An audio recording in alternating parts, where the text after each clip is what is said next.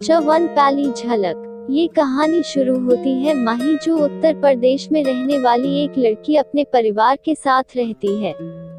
वो एक middle class family से बिलोंग करती है। उसकी फैमिली में उसके मम्मी पापा और उसके भाई बहन है। उसकी मम्मी एक हाउसवाइफ है, उसके पापा एक छोटी सी दुकान चलाते हैं और उसकी बहन और भाई स्कूल में पढ़ाई करते हैं। और माही ने अपना कॉलेज पूरा कर लिया है और उसको अब जॉब की तलाश है ताकि वो अपनी फैमिली को सपोर्ट कर सके। अब चलते हैं कहानी के हीरो की तरफ, जो मुंबई में अपनी आवाज से ही लोगों का दिल दहला देता है। पूरी मुंबई उसके सामने अपने घुटने टेकती है। ये है मिस्टर आदित्य राजपूत, जो एक बिजनेस टाइकून है और अपनी फैमिली से बहुत प्यार करते हैं। उनके लिए अपनी जान दे भी सकते हैं और जान ले भी सकते हैं, और साथ में वो एक माफिया किंग भी है, माफिया मैन।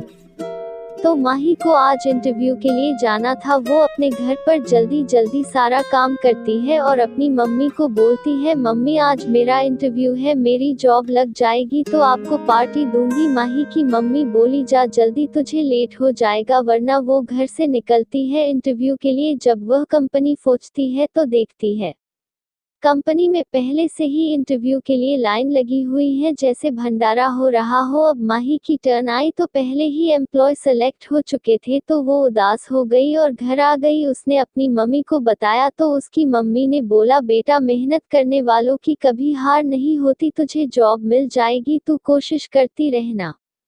दिल्ली में आदित्य का मैंशन। आदित्य अपने घर में डिनिंग टेबल पे ब्रेकफास्ट कर रहा था, तभी उसकी दादी आई और बोली, बेटा कभी अपनी बूढ़ी दादी को भी टाइम दे दिया करो, या बस दिन भर काम काम।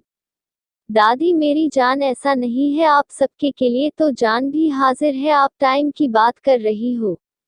तभी आदि की दादी ने बोला, आज तो बोल दिया आपने ऐसा, बेटा आगे से कभी मत बोलना। दादी, आई एम सॉरी। और आदित्य घर से ऑफिस के लिए निकल गया। घर से निकलते ही आदित्य के एक्सप्रेशन चेंज हो गए। वो ऑफिस ना जाके सीधा अपने हिडन प्लेस में गया, जो दिल्ली से बाहर था। उसका फोन रिंग हुआ और उस पे जोसेफ नाम शो हो रहा था। जोसेफ आदित्य का राइट हैंड था। वो उस पे आंखें बंद करके भरोसा करता था।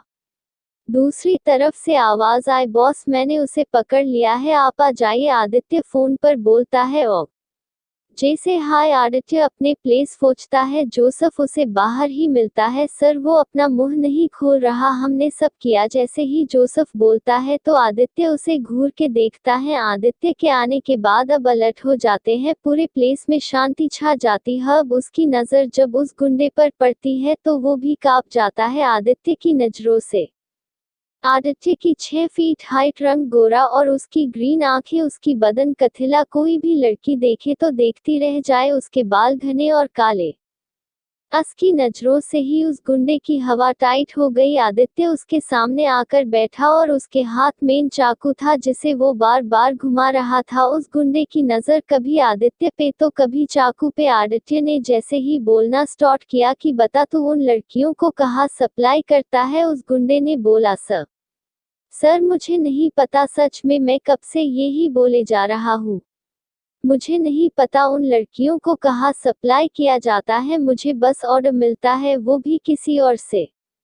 आदित्य बोला, तुझे मरने का डर नहीं है? गुंडा बोल, सर प्लीज मुझे मत मारिए, मैं माना ए नहीं चाहता। आज रात वो लड़कियां शिप से जाएगी, बस मुझे यही पता है। आदित्य जोसेफ को बोलता है, इस पे नजर रखो और उन लड़कियों को रिहा कराने की तैयारी करो, हमें अभी निकलना है। इतना बोल के आदित्य निकल जाता और जोसेफ भी उसके साथ ही निकल जाता है। वहाँ कुछ बॉडीगार्ड पहले से ही रहते हैं उस पे नजर रखने के लिए। आदित्य और जोसेफ मुंबई के समुद्र के किनारे शिप को ही देख रहे थे कि वहां से एक गोली जोसेफ से साइड से निकल जाती है। सब अलर्ट हो जाते हैं और सोचते हैं, क्या इन्हें डर नहीं है डेविल का?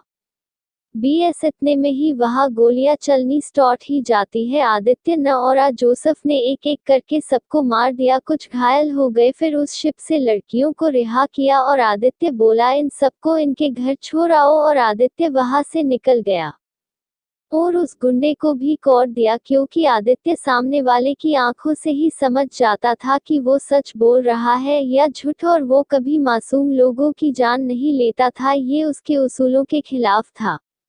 नेक्स्ट डे आज आदित्य अपने ऑफिस आया और काम में बिजी था और कंपनी में आज इंटरव्यू भी चल रहे थे। लास्ट डिसीजन आदित्य का ही होता था तो आदित्य के सामने कुछ फाइल रखी थी जिन्हें वो एक एक करके पढ़ रहा था और उन पे साइन कर रहा था। तभी जोसेफ अंदर आता है क्योंकि जोसेफ के अलावा किसी दूसरे की हिम्मत नहीं थी कि उसके कैबिन में आ जाए। बॉस, ये रही कुछ फाइल जिन्हें सेलेक्ट किया, आप इनका सीवी चेक कर लो, आदित्य ने बोला और देखने लगा। इन्हीं फाइल में से एक फाइल माही की भी थी। माही को इंटरव्यू के टाइम बोल दिया था कि आपको आज ही बता दिया जाएगा कि आप सेलेक्ट हुई या नहीं। माही ने हामी भरी और चली गई। वैसे तो आदित्य लड़कियों को पसंद नहीं करता था। जब वह माही की फाइल पढ़ रहा था तो उसकी फोटो देखी और सीवी पढ़ा, उसको जॉब पे ज्वाइन कर लिया। माही का क्यूट फेस, उसकी 5 फीट 2 इंच हाइट, उसका गेहुआ रंग, उसके फीचर्स इतने अट्रैक्टिव थे कि कोई लड़का माही को इग्नोर ही ना कर पाए। वो पतली सी सीधी सी कि कोई भी उसका आसानी से बेवकूफ बना दे। ग्रिन। ना जाने क्यों आदित्य ने इस जॉब पे ज्वाइन कर लिया। माही का घर। माही जब से इंटरव्यू दे के आई थी तभी से बेचैन हो इधर से उधर घूम रही थी। उसकी मम्मी बोली, माही बेटा खाना तो खा ले। माही बोली, मम्मा भूख नहीं है। वैसे ही माही के पास एक कॉल आता है। गोल्डन स्पैरो, ये था कंपनी नाम। वो समझ गई रिजल्ट आ गया। उसने जल्दी से फोन पिक किया। दूसरी तरफ से आवाज आई, मिस माही आपका सिलेक्शन हो गया है, आप कल से ज्वाइन कर सकती है। माही ने मैम थैंक यू बोला और फोन डिस्कनेक्ट हो गया। वो घर में नाच रही थी, मम्मी पापा मुझे जॉब मिल गई। बस आज के लिए इतना ही हो सकता है। ये स्टोरी आपको थोड़ी बोरिंग लगे स्टार्टिंग में, पर ट्रस्ट में आगे आपको मजा आएगा पढ़ने में। मैं डेली एक एपिसोड पब्लिश करूंगी। Thanks you.